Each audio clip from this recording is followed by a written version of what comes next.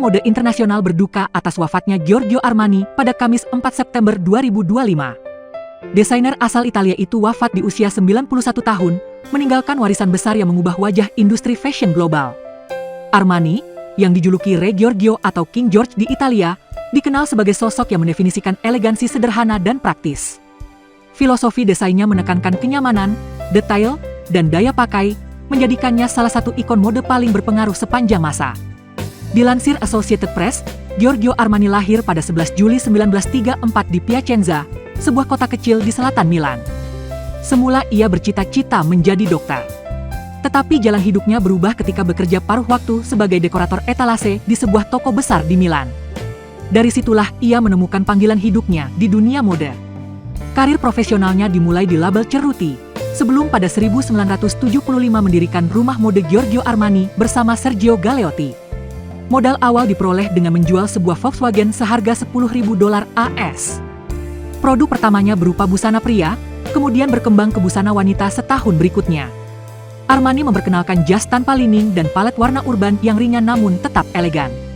Gaya ini menciptakan siluet rileks yang berbeda dari mode formal konvensional pada masa itu. Pada 1980-an, ia meluncurkan power suit untuk perempuan pekerja, berupa setelan bahu tegas yang menjadi simbol kesuksesan dan kemandirian. Inovasinya kerap disebut androgini, karena menekankan kesetaraan sekaligus kenyamanan.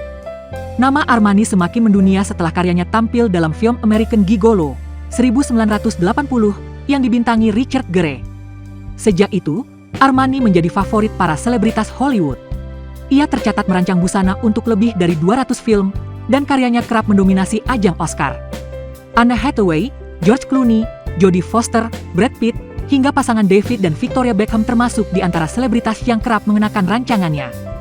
Pada tahun 2000, Museum Guggenheim di New York, Amerika Serikat, menggelar pameran retrospektif untuk merayakan 25 tahun kiprahnya.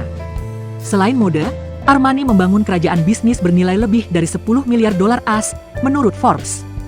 Portofolionya meliputi parfum, kosmetik, furnitur, restoran, hotel, hingga klub basket Olimpia Milano.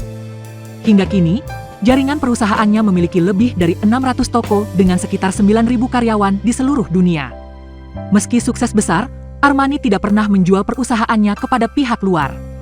Ia membentuk yayasan sebagai alat suksesi, memastikan warisan bisnisnya tetap utuh.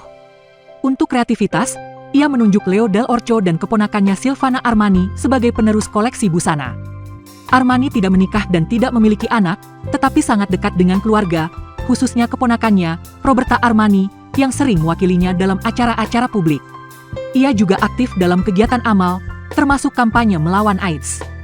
Pada 2002, Armani ditunjuk sebagai Duta UNHCR, Badan Perserikatan Bangsa-Bangsa, PBB, yang mengurusi pengungsi.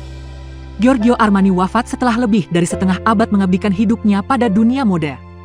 Julukan Re Giorgio menggambarkan pengaruhnya sebagai raja mode yang mengubah cara dunia berpakaian, dari Piacenza ke Hollywood hingga seluruh dunia.